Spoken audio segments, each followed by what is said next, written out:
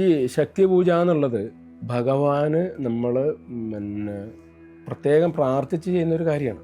കാരണം നമുക്ക് എന്താണോ അനുഭവങ്ങൾ കിട്ടേണ്ടത് ആ അനുഭവങ്ങൾ കിട്ടാൻ വേണ്ടിയിട്ടാണ് ഭഗവാന് പ്രത്യേകമായിട്ട് ശക്തി പൂജ ചെയ്യണത്. ഭക്തന്മാർ എന്താണോ പ്രാർത്ഥിക്കുന്നത് ആ പ്രാർത്ഥനാ സംബന്ധമായ കാര്യങ്ങൾക്കുള്ളതായ അനുഭവങ്ങൾ ഭഗവാൻ ആ ശക്തി പൂജയിൽ കൊണ്ട് കാര്യസാധ്യമാക്കുകയാണ്. ശത്രുദോഷമായിക്കോട്ടെ, മാംഗല്യ തടസ്സമായിക്കോട്ടെ, സന്താന സംബന്ധമായ കാര്യങ്ങൾ ഇതെല്ലാം ഈ ശക്തി പൂജയിൽ ഭഗവാൻ നിവൃത്തിയാക്കി കൊടുക്കുകയാണ്.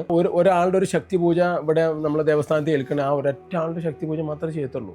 2-3 ആളെ കൂട്ടി നമ്മൾ ചെയ്യാറില്ല. കാരണം അവരുടെ പ്രാർത്ഥന വഴിപാട് അവർ പ്രാർത്ഥിച്ച് പോവുകയാണ്. ഭഗവാനെ ഞങ്ങളുടെ കാര്യസാധ്യം കർമ്മ തടസ്സം നീങ്ങിക്കഴിഞ്ഞാൽ ഭഗവാൻ ഒരു ശക്തി പൂജ ഞങ്ങൾ സമർപ്പിക്കാം.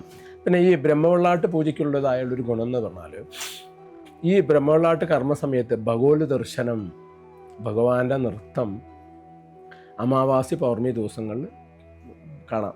കാരണം എന്താ പറയുക, നൃത്തത്തിനോടുകൂടി അനുബന്ധമാണ് ഭഗവാൻ. കാരണം എന്നാൽ കലാപരമായിട്ട് എല്ലാവരും പ്രോത്സാഹിക്കും. കാരണം പറഞ്ഞാൽ ഒരു ഭരതനാട്യം ആയിക്കോട്ടെ, അല്ലെങ്കിൽ ഒരു മോഹിനിയായിട്ട് ആയിക്കോട്ടെ.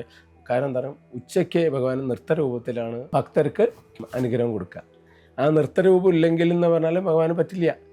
അതുകൊണ്ടാണ് കലാപരമായിട്ടുള്ള എല്ലാ കാര്യങ്ങളും ഭഗവാൻ പ്രോത്സാഹിപ്പിക്കുന്നത്.